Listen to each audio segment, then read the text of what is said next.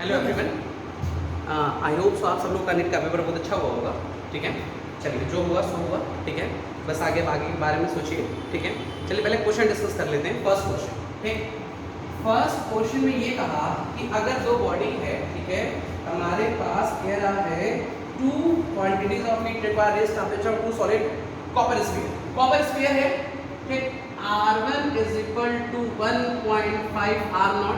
ठीक, R1 is equal to 1.5 R0 है। ठीक, और दोनों ये एक R0 या R2 दिया है, ठीक है, सेकंड का, और हमको टेम्परेचर डिफरेंस 1 केल्विन दिया है। ठीक है, तो क्वेश्चन ये पूछा कितना हीट चाहिए, Q is equal to ms delta theta.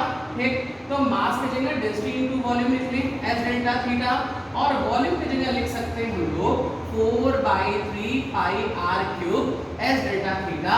तो Q proportional to r cube, और दोनों कॉपर के हैं तो दोनों की स्पेसिफिक हीट जो होगी, दोनों का डेंसिटी जो होगा वो दोनों सेम होगा।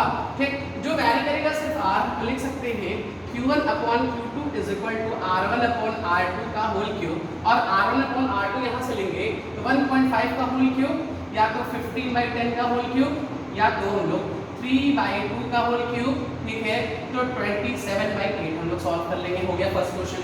ठीक, चलिए सेकंड क्वेश्चन में आते हैं। सेकंड क्वेश्चन बहुत इजी है। सेकंड क्वेश्चन में हमारा फोर्स दिया है और पोजीशन वेक्टर दिया है। ठीक, चलिए सेकंड क्वेश्चन देख लेते हैं। देखिए सेकंड सॉल्यूशन, ठीक है, second solution tau is equal to जो होता है r क्रॉस f। ठीक है, tau is equal to r cross f, और r की वैल्यू जो दी है 2k कैप। ठीक है, और f की वैल्यू जो दी है वो हमारा 3j कैप। ठीक है, तो ये होगा -6i कैप न्यूटन मीटर। ये हमारा, चलिए क्वेश्चन नंबर 2 हो गया। क्वेश्चन नंबर 3 में आते हैं। ठीक है, क्वेश्चन नंबर 3 में कहा फॉर अ ट्रांजिस्टर, ठीक है, action which of the following statement is correct. पहला कहा both emitter junction as well collector junction और फॉरवर्ड, दोनों फॉरवर्ड में होता है, एक फॉरवर्ड में होता है और एक हमारा किस में होता है, रिवर्स में। Base reason must be very thin, base बहुत पतला होता है तभी तो हमारे जो फ्री चार्ज कैरियर होंगे उसको पास कर पाएंगे, इसलिए इसका ऑप्शन बी होगा। अच्छा, क्वेश्चन नंबर 4, ठीक है, क्वेश्चन नंबर 4 में किसी हाइट से अगर किसी बॉल को गिराया जाए, ठीक है, और अगर उसकी इनिशियल वेलोसिटी दे रही है 20 मीटर पर सेकेंड, ठीक, ग्राउंड को हिट किया तो 80 मीटर पर सेकेंड, तो v square is equal to u square plus 2as या 2gh। ठीक, यहाँ से हाइट पूछा है तो वैल्यू रख सकते हैं 80 स्क्वायर 20 स्क्वायर प्लस 2g, इसके जगह 10 चाहे तो रख लें, और h की वैल्यू यहाँ से कैलकुलेट कर लें तो लगभग 300 मीटर के आसपास आएगा। ठीक है, चलिए हमारा कैलकुलेशन हो सकता है गलत हो, ठीक है, हो सकता है कैलकुलेशन में थोड़ा मिस्टेक हो जाए, क्योंकि हम बहुत फास्ट कैलकुलेशन किए, आप लोग को जल्दी से जल्दी सॉल्यूशन देने के लिए। तो क्वेश्चन के लिए अगर कोई मिस्टेक होता है वो आप लोग मैथमेटिकल करेक्शन कर लीजिएगा। हम क्वेश्चन का कॉन्सेप्ट डिस्कस कर रहे हैं यहाँ पे ना। चलिए क्वेश्चन नंबर 5, क्वेश्चन नंबर 5 में जानते हैं ब्रिस्टल्स एंगल 45 ज्यादा 90 से कम। ठीक है, चलिए क्वेश्चन नंबर 5 भी हो गया। क्वेश्चन नंबर 6, क्वेश्चन नंबर 6 में आ जाइए। ऐसे कोई वेक्टर दिया है, ऐसे दिया है, देखिए, ठीक है, ये दिया, ठीक, ये नॉट गेट है, ये a, ये हमारा b, इसका आउटपुट वेक्टर a, इसका आउटपुट वेक्टर b। अगर इन दोनों को हम कनेक्ट करें तो ये कौन सा गेट है, नॉर गेट है ना, ये नॉर गेट होगा। तो नॉर गेट का आउटपुट जो भी इनपुट देते हैं उस इनपुट को ऐड कर देगा। ठीक, और ऐड करने के बाद कॉम्प्लीमेंट, और break the line change the sign, break the line change the sign, break the line change the sign, complement का कॉम्प्लीमेंट a डॉट b, ये हमारा कौन सा गेट है, एंड गेट है, और एंड गेट का टू टेबल मल्टीप्लाई करेंगे तो 0 आएगा। ठीक, 0 0 0 1 0 0 0 1 0 1 1 1, तो इसका आंसर हमारा कौन सा होगा, थर्ड ऑप्शन होगा। चलिए क्वेश्चन नंबर 7, ठीक है, किसका जो रेजिस्टेंस होता है नेगेटिव होता है, अल्फा की वैल्यू नेगेटिव क्यों होती है। टेम्परेचर हम लोग जानते हैं RT is equal to R0 1 plus alpha t। Temperature बढ़ेगा तो रेजिस्टेंस बढ़ेगा। ठीक है, लेकिन ये सब कंडक्टर के लिए होता है, सेम ही कंडक्टर में अगर टेम्परेचर घटेगा तो रेजिस्टेंस घट जाएगा, एक वहां पे उल्टा होता है, इसलिए अल्फा की वैल्यू क्या होती है, नेगेटिव। क्वेश्चन नंबर 8 आ जाइए। ठीक, क्वेश्चन नंबर 8 में आ जाते हैं। चलिए 8 में आ जाते हैं, कह रहा है द सॉलिड विच हैव नहीं आया, sorry, the increase in the weight, weight increase होगा।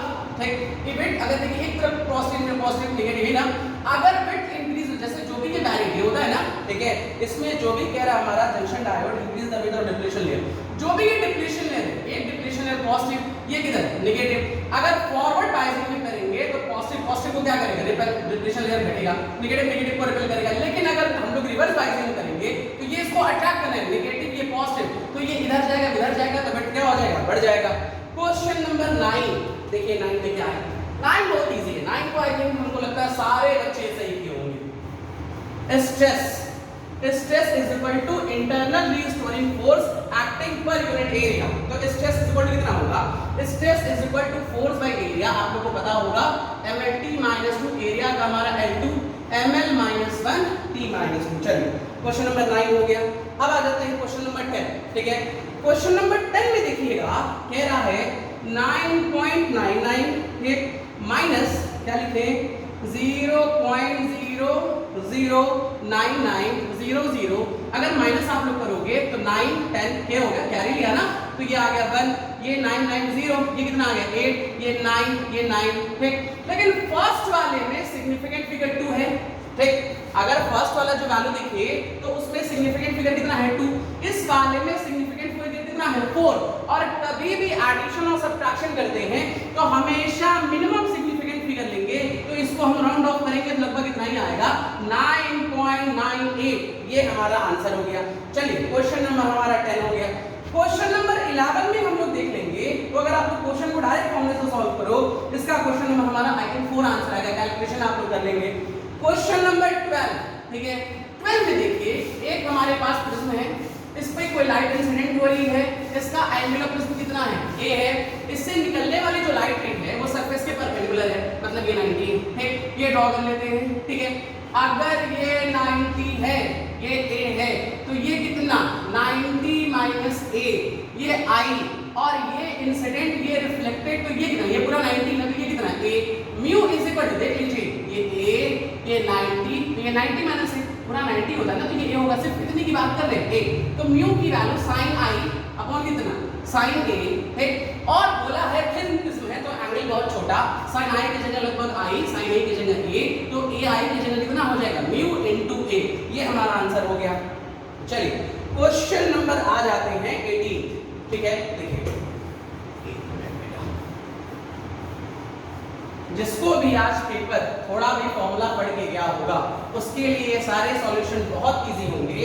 क्वेश्चन नंबर 18 ठीक है, देखिएगा कैपेसिटर दिया ठीक, C की वैल्यू दी है A epsilon naught by D की वैल्यू कितनी दी है 6, A epsilon naught by D, ये हमारा एयर के लिए 6 माइक्रोफैराड ठीक है। और यही मीडियम के लिए दे देता है तो K A epsilon naught by D हो गया ना। अच्छा इसकी वैल्यू जो दी है वो कितनी दी है 30 दी है। अगर इसका रेशियो लेते हैं देखिए इसको 30/6 की वैल्यू k आएगी ठीक, और यहाँ से k की वैल्यू 5 आ गई, और mu r is equal to k mu epsilon naught k की value 5, 8.85 into 10 to the power -12 value रख के कैलकुलेट कर लीजिए, देखिए तुरंत आंसर आ जाएगा। आई थिंक ऑप्शन नंबर 4 होगा। बात अब मैं कह रहा हूँ मैथमेटिकल एरर हो सकता है, कॉन्सेप्ट कहीं नहीं, कॉन्सेप्ट बस बताने आए हैं। Question number 12 sorry question number हमारा 14 ठीक है, ये सॉरी ये क्वेश्चन नंबर कितना 13 ठीक है। अब क्वेश्चन नंबर 14 पे आते हैं ना। क्वेश्चन नंबर 14 में क्या है, 2 पार्टिकल ऑफ मास है, देखिए ये तो बहुत इजी है, 5 किलो 10 किलो, इसके बीच का डिस्टेंस कितना 1 मीटर, मान लीजिए ये ओरिजिन है फिर सेंटर ऑफ मास निकालना है ना, तो सेंटर ऑफ मास का फॉर्मूला जो होता है xm की वैल्यू कितनी होगी m1x1 प्लस m2x2 अपॉन कितना m1 प्लस m2। फर्स्ट वाला ओरिजिन पे ऑलरेडी है 5 into 0 प्लस 10 into 1 अपॉन 15 10/15, ये हमारा कितना मीटर आएगा into 100 कर लेंगे, तो जो भी कैलकुलेशन करिएगा लगभग 67 सेंटीमीटर के आसपास आएगा ना, ये वैल्यू देख लीजिएगा ठीक है। अच्छा क्वेश्चन नंबर 15 आ जाइए। 15 को देखिए क्या कह रहा है, पिच का फॉर्मूला बहुत इजी है, लिस्ट काउंट को आप लोग मल्टीप्लाई करेंगे नंबर ऑफ डिविजन से 0.01 into कितना 50, ये भी आ जाएगा। क्वेश्चन नंबर 16 पे आइए, देखिएगा question number 16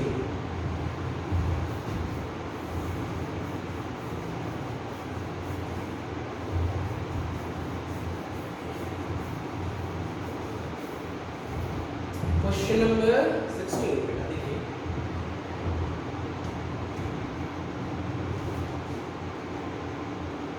in Young's double slit experiment if the separation between core मतलब स्मॉल d की वैल्यू 2d हो गई ठीक, and the distance between the screen d की वैल्यू ठीक है इज डबल, ये डबल हो गया, सेपरेशन लिखो ने, अच्छा ये हाफ हो गया, ठीक है, स्मॉल डी हाफ हो गया, ये डबल हो गया, फिर भी पूछा ना W is equal to lambda D by D, ठीक, W डैश की वैल्यू लेमडा, D की जगह 2D, और ये वैल्यू D, ठीक है, ये वैल्यू D बाई 2 इंटू 2, तो कितना हो गया 4 lambda D by D, that is 4 times, ये आंसर आ गया, ठीक। क्वेश्चन नंबर हमारा 17 में हमारा साइन दिया है, साइन की वैल्यू निकाल लिया, h दिया है, ठीक, mu r is equal to 1 plus जाइम आ गया, और यहाँ पे वैल्यू रखेंगे तो म्यू r कैलकुलेट कर लोगे आप लोग, और म्यू r इसको कितना होता है म्यू 1 अपॉन म्यू नॉट, लगभग हमारा आंसर 3 के आसपास आना चाहिए, ठीक है, मे बी। क्वेश्चन नंबर 18, ठीक, कह रहा है the ratio of contribution of electric field और magnetic field, ये तो 1:1 होगा, ठीक है, इनके कंपोनेंट का जो रेशियो था 1:1। क्वेश्चन नंबर 19, ठीक, क्वेश्चन नंबर 19 में कहा the phase difference between displacement acceleration y is equal to पढ़ा होगा, ठीक है, a स्क्वायर पढ़े होंगे ना, कि omega y a minus omega s पर y अपोजिट फेज में तो पाई हो जाएगा। क्वेश्चन नंबर 20, चलिए 20 में आ जाइए, देखिए 20 में क्या है, 20 में क्या है, 20 में यंग्स रिलेशनशिप का फार्मूला, सॉरी यंग्स मॉडुलस का फार्मूला आप लोग लगा लोगे, y is equal to mg l upon pi r square delta l, pi r की जगह a ले लोगे, इसके जगह a l माइनस l1 ले लोगे, तुरंत आंसर सॉल्व हो जाएगा। और कभी भी खुद का मास तो दिया नहीं तो m रखा है ना, तो ये डायरेक्ट आंसर आप लोग लिख सकते हो ना। चलिए question number 21, mean free path का फार्मूला, ये तो डायरेक्ट फार्मूला है 1 अपॉन under root pi d square, ठीक है, 1 अपॉन under root n pi d square, ये डायरेक्ट फार्मूला पे बेस्ड है, ठीक है। चलिए क्वेश्चन नंबर 22 में कहा 0.5 ग्राम में कितना energy E is equal to mc square, mass 0.5 10 पे पावर माइनस 3, क्योंकि ग्राम है ना, और c की जगह 3 × 10 पे पावर 8, 9 × 10 पे पावर कितना 16, मल्टीप्लाई करके सॉल्व कर लीजिए, देखिए तुरंत आंसर आ जाएगा। मे भी हमारे कैलकुलेशन के हिसाब से 4.5 के आसपास आना चाहिए, ऑर्डर चेक कर लीजिएगा, ठीक है। चलिए क्वेश्चन नंबर 23, बहुत इजी क्वेश्चन लगे, लैम्डा इज इक्वल टू कितना 12.27 अपॉन अंडर रूट v, ठीक, तो अंडर रूट v की वैल्यू 12.27 अपॉन लैम्डा 1.227 और नैनोमीटर 10 पे पावर माइनस 9, ठीक, कैलकुलेट करिए तुरंत यहाँ से वैल्यू निकालिए, ये आंसर आ जाएगा, 10 पे पावर 4 के आसपास आना चाहिए ना। अच्छा क्वेश्चन नंबर आ जाइए 24, ठीक, डाइपोल, ठीक है, डाइपोल का जो पोटेंशियल होता है एट एनी जनरल पॉइंट, ठीक है, at a general point kp cos theta by r square, देख लीजिए के जानते हैं 9 × 10 पे पावर 9, डाइपोल मोमेंट दिया है, cos 60 की वैल्यू हाफ, r दिया हुआ है, r की वैल्यू कितनी है 0.6, कैलकुलेशन कर लीजिए, तुरंत आंसर 50 वोल्ट के आसपास आना चाहिए ना, कैलकुलेशन बस चेक करते जाइएगा बेटा ना, ठीक। चलिए 25 आ जाइए 25 पे, ठीक, आई होप सो आप लोग कर लिए होंगे, पेपर बहुत इजी लग रहा है, एक टफ पेपर नहीं रहा ये, हाँ बहुत इजी पेपर है। क्वेश्चन नंबर 25, ठीक है, कहा एक कैपेसिटर 40 माइक्रोफैराड का दिया है, ठीक है, इसका जो पोटेंशियल दिया है 200 वोल्ट दिया है, एक फ्रीक्वेंसी ओमेगा की जो वैल्यू है 50 हर्ट्ज के आसपास, तो यहाँ से हम लोग जानते हैं Zi की वैल्यू 1 अपॉन ओमेगा c, एक and Zi is the resistance V is equal to IR, तो I is equal to V by R, R की जगह Zi कैलकुलेट करिए, देखिए आंसर आ जाएगा, ठीक, इसका आंसर लगभग 2 होना चाहिए, मे बी कैलकुलेशन तो चेक करिएगा बेटा, 25.1 के आसपास में, बहुत फास्ट कैसे ले तुरंत हम अपलोड करना था, तुरंत सॉल्व करना था, इसलिए थोड़ा टाइम कम लगा, ठीक।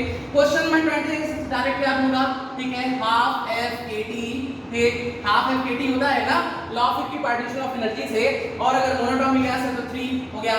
क्वेश्चन नंबर 27 बहुत इजी है, ये इधर, ठीक है, ये 4G है, ये 6G, ठीक है, इसका टेंशन ऊपर, ये ज्यादा तो नीचे जाएगा, 6G minus 10 is equal to 6A, इसमें क्या होगा T ज्यादा होगा, T minus 4G is equal to 4A, add कर लिया, क्या कर दिया 10, ये कितना माइनस ना 2G is equal to 10A, A की वैल्यू कितनी G बाई 5, हो गया आंसर, ठीक। चलिए क्वेश्चन नंबर 28, ठीक, 28 में आप लोगों को फॉर्मूला याद होगा, limit of resolution telescope d theta is equal to 1.22 lambda by a, ठीक है, फॉर्मूला बेस्ड है, मे भी थर्ड ऑप्शन होना चाहिए, ठीक। चलिए 29 देखते हैं ना, 29 बेटा बार बार कह रहे हैं मैथमेटिकल कैलकुलेशन चेक कर लेंगे, ठीक है, सारा सॉल्यूशन बता रहे हैं, ठीक। आ जाइए 29, हम लोग आइडियल गैस इक्वेशन जानते हैं, PV = nRT, ठीक है, n की जगह given mass upon molecular mass RT = PV, ठीक, और यहाँ से लिख सकते हैं हम लोग PM, ये मॉलिक्यूलर मास है, ठीक, given mass upon V into RT and mass upon volume that is density, PM = rho RT, T जानते हैं, R जानते हैं, M जानते हैं, P जानते हैं, कैलकुलेट कर लीजिए रो, ठीक है, मे भी आंसर 4 आना चाहिए, ठीक है। चलिए 30 तो कलर कोडिंग है, कलर कोडिंग तो सब लोग जानते हैं, बहुत इजी क्वेश्चन है, ठीक है, 470 के आसपास में भी आएगा, ठीक। क्वेश्चन नंबर 31, ठीक, R = rho L/A, ठीक, R = rho L/A होगा, ठीक, और यहाँ से हम लोग जानते हैं R0, ठीक, 1 + अल्फा T और rho L/A, ये देखिए रिलेशन डायरेक्ट लेंथ और टेम्परेचर रिलेशन के साथ डायरेक्ट, तो ग्राफ कैसा बनना चाहिए, ये ना जो सॉरी लेंथ है रेसिस्टिविटी और टेम्परेचर रिलेशन कैसा है डायरेक्ट, तो ग्राफ स्ट्रेट बनेगा क्योंकि जीरो टेम्परेचर पे जीरो नहीं होता है, ठीक है, जीरो टेम्परेचर पे एक देखिए रो जो है वो टेम्परेचर के डायरेक्टली आ रहा है ना, तो ग्राफ स्ट्रेट बनेगा, बट ओरिजिन से स्टार्ट नहीं होगा, क्यों, क्योंकि टेम्परेचर जब 0 डिग्री सेल्सियस होता है तो 0 डिग्री सेल्सियस पे ना रेसिस्टिव जीरो होता है ना रेसिस्टिविटी, इसलिए थोड़ा ऊपर ग्राफ बनेगा ना। चलिए क्वेश्चन नंबर 32 सडन प्रोसेस, कभी भी बहुत सडन प्रोसेस हो जाएगा, जैसे बर्स्टिंग ऑफ टायर, बहुत स्लो होगा तो आइसोथर्मल, और सडन प्रोसेस होगा तो वो प्रोसेस हमारा कौन सा होगा, एडियाबैटिक। 33 में अगर आप लोग यूरेनियम, ये यूरेनियम है 32, 92 to 35, इसके ऊपर क्या बोmbardment, न्यूट्रॉन, तो क्या आएगा, क्रिप्टॉन 89, 36 की न्यूट्रॉन के आसपास आएगा, ठीक है। इसको अगर सॉल्व कर ले, इधर का ये वैल्यू, इधर ये ना, ये वैल्यू लिखे 92 + 0 = x + 36 + 0, तो x की वैल्यू 56 के आसपास आ जाएगी। चलिए ये क्वेश्चन 33 हो गया। देखिए 33 क्वेश्चन करने में कितना टाइम लगा, ठीक है, बहुत इजी क्वेश्चन है, जिसको भी बेसिक चीजें आती होंगी वो सारे क्वेश्चन कर लेगा। चलिए 33 के बाद आइए, 33 के बाद 34, ठीक है। 34 में ये कहा, 34 तो ऐसे बैलेंस आप लोग कर सकते हो, ठीक, कि लेंथ के बेसिस पर निकाल सकते हो, क्या कहा, 1.5 मीटर में 10 ओम है, ठीक है, तो 1 ओम में 1.5/10 करके सॉल्व कर लीजिए, इसका आंसर में भी 4 के आसपास आना चाहिए, ठीक। ये सब इजी क्वेश्चन है, इसलिए बहुत ज्यादा सॉल्व नहीं कर रहे हैं, ठीक है। अच्छा 35, ठीक, 35 भी फॉर्मूला बेस्ड है, मोबिलिटी जो होता है drift velocity by electric field, formula पे रखिएगा, फोर्थ ऑप्शन के आसपास आना चाहिए, ठीक। क्वेश्चन नंबर 36, ठीक है, 36 क्वेश्चन नंबर 36 में कह रहा है जो लाइट, ठीक है, दिया है 20 वाट पर सेंटीमीटर स्क्वायर, ठीक है, तो लिख सकते हैं स्क्वायर है, सेंटीमीटर को मीटर में करें 10⁻², वाट पर मीटर स्क्वायर, ये आएगा ना।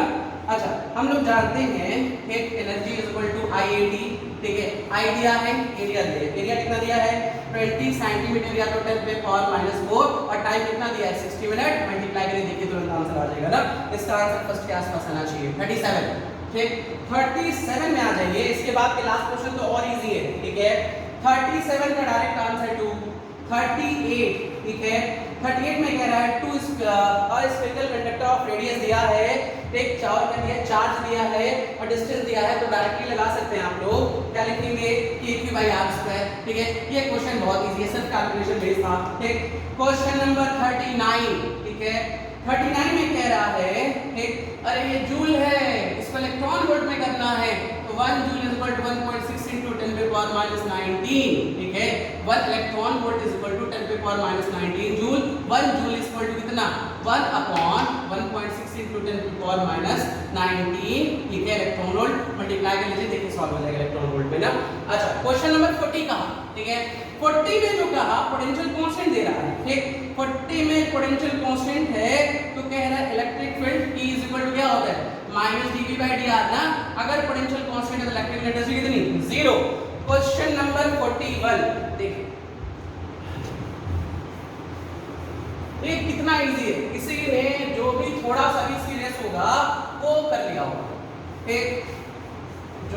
थोड़ा सा भी सीरियस होगा, थोड़ी बहुत चीजों को पढ़ा होगा, 2-3 क्वेश्चन गलत मान सकते हैं, लेकिन बाकी सब क्वेश्चन तो इजी है। 41 देखिए मैग्नेटिक फील्ड निकालना है, ठीक। हमेशा जो सॉलिड देता है इनफाइनाइट सोलेनोइड की तरह बिहेव करता है। आइडियल सोलेनोइड की बात करते हैं, आइडियल सोलेनोइड का μ0 ni, ठीक, जहां पे μ0 n क्या है, number of turn per unit length into i, mu की वैल्यू 2 पाई इनटू 10 पे पावर -7, बाकी n दिया है, कितना टर्न दिया हुआ है 100, ये 50 सेंटीमीटर, 50 इनटू 10 पे पावर -2, और i की वैल्यू जो दी है 2.5 के आसपास, मे बी थर्ड के आसपास आंसर आ जाए ना इसका, ऑप्शन थर्ड।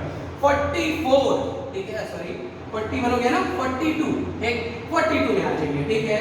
42 में कह रहा है कि अगर लाइट की फ्रीक्वेंसी डबल हो जाए, ठीक है, इन अ फोटो इफ द, ठीक, अगर लाइट की जो फ्रीक्वेंसी है वो थ्रेशोल्ड फ्रीक्वेंसी से 1.5 टाइम्स हो जाए, तो इतनी ज्यादा फ्रीक्वेंसी बढ़ता है ना, ठीक है, तो उस समय कोई इमिशन नहीं होगा, ठीक, फ्रीक्वेंसी घटता है तब, ठीक है। यहाँ पे हमारा जो भी आंसर आएगा इसका 0 आंसर आना चाहिए, ठीक। चलिए क्वेश्चन नंबर 43 कह रहा है कैपिलरी ट्यूब, कैपिलरी ट्यूब में व्हाट है, ठीक है, ऐसे कुछ कंकेव सरफेस होता है, ये सरफेस टेंशन होता है, ये लाइन है, ये कितना थीटा, ये टेंशन टी, ये कितना t cos थीटा, ठीक, इधर भी t cos theta, t cos theta, इधर कितना mg, और इसका जो फेस होता है पूरा ऐसे कर्व होता है ना, तो ऊपर t cos थीटा कितनी बार t cos theta, t cos theta 2 पाई r टाइम्स बैलेंस करेगा mg को, तो m प्रोपोर्शनल टू r, तो m1 by m2 is equal कितना r1 बाई r2, देखिए तुरंत सॉल्व हो जाएगा। हाई डबल इसको लेके सॉल्व कर सकते हैं आप लोग, इसमें जैसे ही पुट करोगे, रेडियस दिया हुआ है, ठीक है, रेडियस 2r कर दिया, r 2r एक जगह 5 रख लेंगे, देखिए 5 m2, ठीक है, r बाई 2r, r से r कैंसिल, तो m2 की वैल्यू 10 ग्राम के आसपास आएगी। देखिए ये भी क्वेश्चन बहुत इजीली सॉल्व हो गया। 43 अब आ जाइए 44, देखिए 44 45 बस 2 क्वेश्चन, देखिए, ठीक है, इजी क्वेश्चंस हैं, ठीक। आज का पेपर वैसे हमको नहीं लगता बहुत टफ था, बहुत इजी था, जो भी थोड़ा बहुत पढ़ा होगा अच्छे से वो कर लिया होगा। कह रहा बॉडी का वेट 72 न्यूटन, ठीक, अर्थ सरफेस के रेडियस के ऊपर जाए, ठीक है, 44, ठीक, हम कितना ऊपर गए, जितना अर्थ का रेडियस है उतना ही ऊपर अगर हम चले जाएं तो क्या होगा, तो देखिए g की वैल्यू कितनी, ठीक है, ये mg की वैल्यू ऑलरेडी दी हुई है, ठीक, तो g dash g upon 1 plus h upon r का होल स्क्वायर, ये r कर ले, ये कहा ना, कह रहा है कहां गया क्वेश्चन, एक मिनट बेटा, हाफ दिया है, ठीक है, इसके जगह r/2 दिया है, r से r कैंसिल 1/2, ठीक, तो बचेगा g प्लस 1 प्लस हाफ का होल स्क्वायर 3/2 4/9, ठीक, ये g आ गया, ठीक है, g डैश की वैल्यू, ठीक, m से मल्टीप्लाई कर लीजिए, mg डैश 4/9 mg, और इस mg की वैल्यू कितनी दी है 72, ठीक है, 832 के आसपास आना चाहिए, ठीक। क्वेश्चन नंबर 45, देखिए 45 बहुत इजी क्वेश्चन है, कह रहा है एलसीआर सर्किट में से अगर L रिमूव कर दे, लीजिए L रिमूव कर दिया, ठीक है, अगर एलसीआर, ठीक है, ऐसे एलसीआर सर्किट में tan phi is equal to xi L minus xi c, ठीक है, अपॉन कितना होता है r, ठीक, अगर एलसीआर यहां से दिखेगा बेटा, ठीक है, एलसीआर सर्किट में से सबसे पहले क्या रिमूव किया, L को माइनस किया, ठीक, तो क्या बचा, अगर L को माइनस किया बच गया सीआर सर्किट, ठीक, तो tan phi is equal to xi c by r, और इसकी वैल्यू कितनी दी है 60 है, मतलब tan 60 की वैल्यू √3, तो xi c की वैल्यू कितनी हो गई √3r। वैसे ही अगर यहां से क्या कहा c रिमूव कर दे, ठीक है, अगर c रिमूव कर दे तो lr बचा, तो tan phi की value xi l by r again √3, तो xi l की वैल्यू √3r हो गया। ये दोनों वैल्यू सेम है, ये दोनों वैल्यू सेम है, तो माइनस करेंगे tan phi की वैल्यू 0, phi की वैल्यू 0, लेकिन phi नहीं निकालना है, क्या निकालना है पावर फैक्टर, तो पावर फैक्टर की वैल्यू होती है cos phi, cos 0 और cos 0 की वैल्यू कितनी 1, इसका ऑप्शन फर्स्ट होना चाहिए। ये आपका नेट का पूरा सॉल्यूशन हो गया ना, ठीक है, आई होप सो आप लोग को एक बार इसको देख लीजिएगा, ठीक है, कैलकुलेशन मिस्टेक होगा बाकी सब सही होगा ना, ओके, थैंक यू।